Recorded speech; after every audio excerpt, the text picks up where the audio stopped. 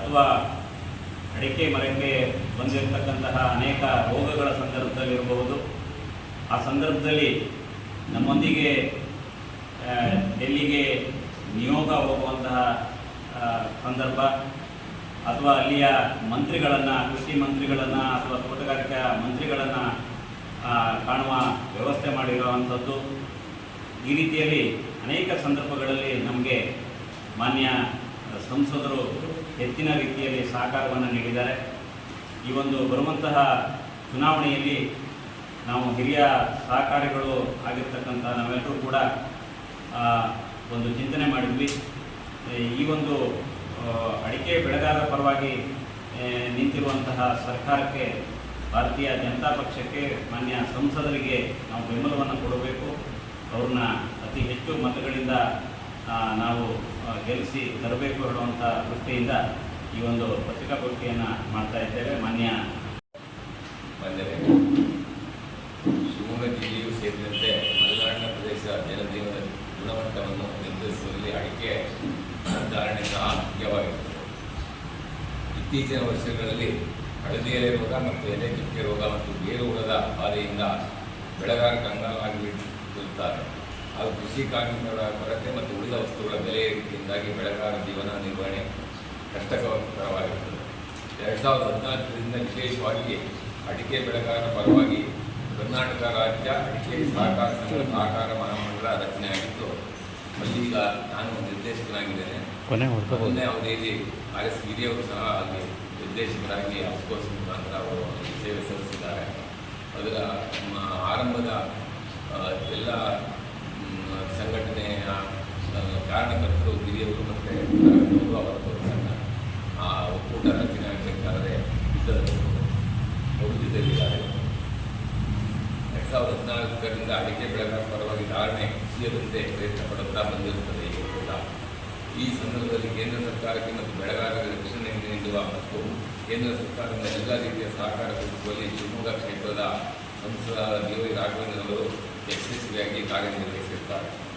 ಲೋಕಸಭೆಯಲ್ಲಿ ಅಡಿಕೆಗೆ ಸಂಬಂಧಿಸಿದಂತೆ ಹಳದಿ ಎಲೆ ಮತ್ತು ಎಲೆ ಚುಕ್ಕೆ ರೋಗದಿಂದ ಕುರಿತು ಪ್ರಸ್ತಾಪಿಸಿದ್ದಲ್ಲದೆ ವಿದೇಶದ ಆಮದುವಾಗುವ ಅಡಿಕೆಗೆ ಆಮದು ಶುಲ್ಕವನ್ನು ಜಾಸ್ತಿ ಮಾಡುವುದರ ಬಗ್ಗೆ ಧ್ವನಿ ಎತ್ತಿರುತ್ತಾರೆ. ಇದರಿಂದಾಗಿ ಆಮದು ಶುಲ್ಕವನ್ನು ಏರಿಸಿದ್ದರಿಂದ ಅಡಿಕೆ ಧಾರಣೆ ಸ್ಥಿರವಾಗಿರುತ್ತದೆ.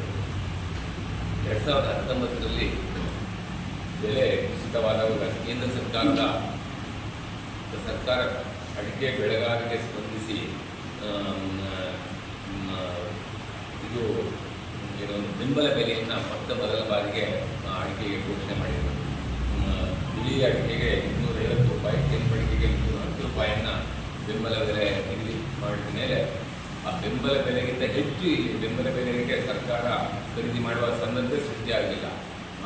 ಅಡಿಕೆ ಧಾರಣೆ ಏರಿ ಭಾಳ ಕೆಳಗೆಚ್ಚಿದ್ದಂಥ ಸಂದರ್ಭ. ಈಗ ಬೆಳೆಗಾರರ ಹಾಗೂ ಸಹಕಾರ ಸಂಘಗಳ ಬೇಡಿಕೆಗಳಿಗೆ ಮನ್ನಣೆ ನೀಡಿದ ಪ್ರಧಾನಮಂತ್ರಿಗಳಾದ ಶ್ರೀ ನರೇಂದ್ರ ಮೋದಿ ಅವರಿಗೆ, ಕೇಂದ್ರ ಸಚಿವರಾದ ಶ್ರೀ ನಿರ್ಮಲಾ ಸೀತಾರಾಮನ್ ಅವರಿಗೆ ಹಾಗೂ ಮಾಜಿ ಮುಖ್ಯಮಂತ್ರಿಗಳಾದ ಶ್ರೀಯುತ PS ಯಡಿಯೂರಪ್ಪ ಅವರಿಗೆ ಸಹ ನಾನು ಬೆಳೆಗಾರರ ಪರವಾಗಿ ನಮ್ಮೆಲ್ಲ ಹಿರಿಯ ಸಹಕಾರಿಗಳ ಅಭಿನಂದನೆಯನ್ನು ಸಲ್ಲಿಸುತ್ತೇನೆ. ಬರಲಿರುವ ಲೋಕಸಭಾ ಚುನಾವಣೆಯಲ್ಲಿ ಶಿವಮೊಗ್ಗ ಕ್ಷೇತ್ರದಿಂದ BY ರಾಘವೇಂದ್ರ ಅವರನ್ನು ಮತ್ತೊಮ್ಮೆ ಪುನರಾಯ್ಕೆ ಮಾಡುವುದರ ಮುಖಾಂತರ ಅವರು ನಮಗೆ ಸಂಪರ್ಕದಲ್ಲಿರುವುದರಿಂದ ಈ ಅಡಿಕೆಗೆ ಸಂಬಂಧಿಸಿರತಕ್ಕಂಥ ಬೇರೆ ಬೇರೆ ವಿಚಾರಗಳಿಗೆ ನಮಗೆ ಒಂದು ತಾರ್ಕಿಕ ಅಂತ್ಯವನ್ನು ಕಾಣಿಸಲಿಕ್ಕೆ ಸಾಧ್ಯ ಆಗ್ತದೆ. ಹಾಗಾಗಿ ಅವರಿಗೆ ಬೆಂಬಲವನ್ನು ತಿಳಿಸಿ ಎಲ್ಲರೂ ಅಡಿಕೆ ಬೆಳೆಗಾರರು ಒಗ್ಗಟ್ಟಿನಿಂದ ನಮ್ಮ BY ರಾಘವೇಂದ್ರ ಅವರಿಗೆ ಮತ ಚಲಾಯಿಸಬೇಕು ಅಂತ ಈ ಮೂಲಕ ನಮ್ಮ ಮೂಲಕ ನಾನು ಕೇಳಿಕೊಳ್ತಾ ಇದ್ದೇನೆ. ಪ್ರವಾಸ ಮಾಡ್ತಾ ಇರಬೇಕಾದ್ರೆ ಜನಸಾಮಾನ್ಯರಿಗೆ ಕೇಂದ್ರ ಸರ್ಕಾರ ಮತ್ತು BY ರಾಘವೇಂದ್ರ ಯಾವ ರೀತಿಯಲ್ಲಿ ಅಡಿಕೆ ಬೆಳೆಗಾರರಿಗೆ ಸಹಕಾರ ಮಾಡಿದೆ ಅಂತ ನಮ್ಗೆ ಎಲ್ಲರಿಗೂ ಅರಿವಿಲ್ಲ. ನೀವು ಅದನ್ನು ಜನರಿಗೆ ತಿಳಿಸ್ಬೋದಲ್ಲ ಅಂತ ಕೆಲವು ಕಡೆ ಅಭಿಪ್ರಾಯಗಳು ಬಂದಿದ್ದರಿಂದ ನಾವು ಕೆಲವು ಸಹಕಾರಿಗಳು ಸೇರಿ ಈ ಒಂದು ಪತ್ರಿಕಾಗೋಷ್ಠಿಯನ್ನು ನಡೆಸ್ತಾ ಇದ್ದೇವೆ. ಕಿಸಾನ್ ಸನ್ಮಾನ ಯೋಜನೆ ಮೂಲಕ ಕೋಟಿಗಟ್ಟಲೆ ರೈತರು ತನ್ನಿಂದಾನೇ 6,000 ರೂಪಾಯಿ ಮೇಲೆ ಕೇಂದ್ರ ಸರ್ಕಾರ ಅದನ್ನು ನಮ್ಮ ಅಕೌಂಟಿಗೆ ಜಮಾ ಮಾಡ್ತಾ ಇರೋದು ಇದೊಂದು ಐತಿಹಾಸಿಕವಾಗಿರ್ತಕ್ಕಂಥ ಕಾರ್ಯಕ್ರಮ. ಯಡಿಯೂರಪ್ಪ ಇದ್ದಾವಾಗ 4,000 ರೂಪಾಯಿ ಅದನ್ನು ಕೊಡ್ತಾ ಇದ್ರು, ಅದು ಈಗ ನಿಲ್ಲಿಸ್ತಾ ಇದೆ ಅದನ್ನು. ಅದೇ ರೀತಿ ಫಸಲು ಬಿಮಾ ಯೋಜನೆ ಇದ್ದಿದ್ದರಿಂದ ರೈತರಿಗೆ ಬಹಳಷ್ಟು ಜನ ರೈತರು ಬದುಕಿದ್ರು. ಅವರಿಗೆ ನೇರವಾಗಿ ಅತಿವೃಷ್ಟಿಯಾದ ಅನಾವೃಷ್ಟಿಯಾದ ಅದರಿಂದ ಆಗ್ತಕ್ಕಂಥ ಪರಿಹಾರ ಧನವನ್ನು ಆಯಾ ಹವಾಮಾನ ವೈದ್ಯರ ವೈಪರೀತ್ಯವನ್ನು ಗುರುತಿಸಿ ಅವರೇ ಅಕೌಂಟಿಗೆ ಜಮಾ ಮಾಡುವಂಥ ರೀತಿಯಿಂದ ತುಂಬ ಲಕ್ಷಗಟ್ಟಲೆ ಜನ ರೈತರಿಗೆ ಫಸಲ್ ವಿಮಾ ಯೋಜನೆಗಳ ಸೌಲಭ್ಯಗಳು ದೊರೆಯಿತು.